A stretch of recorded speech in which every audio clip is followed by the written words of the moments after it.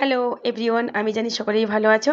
এই যে দুটো বাচ্চাকে দেখতে পাচ্ছ, এই দুটো বাচ্চা অর্থাৎ আমি কলেজ থেকে বাড়ি ফেরার পথে আমাদের যে হাই রোড আছে এখানে আমি বাসে উঠবো, ওই ছোট্ট ছেলেটা আমাকে ধরেছে, দিদি আমাকে কিছু দাও না।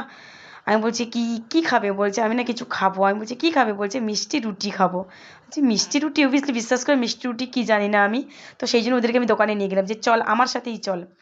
তো ওরা আমার সাথে দোকানে গেল। তো আমি জিজ্ঞাসা করলাম যে মিষ্টি রুটি কী আছে, দোকানদার আমাকে বলছে না মিষ্টি রুটি নয়, ওরা পেস্ট্রি কেকটাকেই মিষ্টি রুটি বলছে। তো আমি বললাম ঠিক আছে, ওদের দুজনকে দুটো দিয়ে দাও।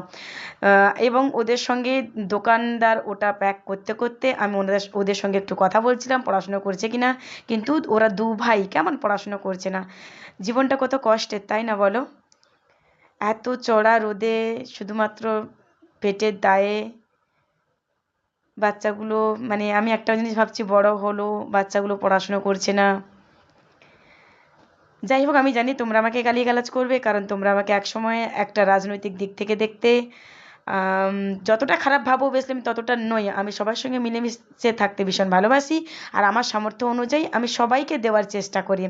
আমার যতটা সামর্থ্য আমি ততটাই দিই, কারণ বিশ্বাস করো আমার রোজগার বলতে শুধুমাত্র টিউশন, তো সেইটুকু তো ছিল, সেটাও বন্ধ হয়ে গেছে। তো যে যতটুকু আমি সোশ্যাল মিডিয়া থেকে পাই সেইটুকু মানুষের পাশে দাঁড়ানোর চেষ্টা করছি। টাটা, সবাই ভালো থেকো।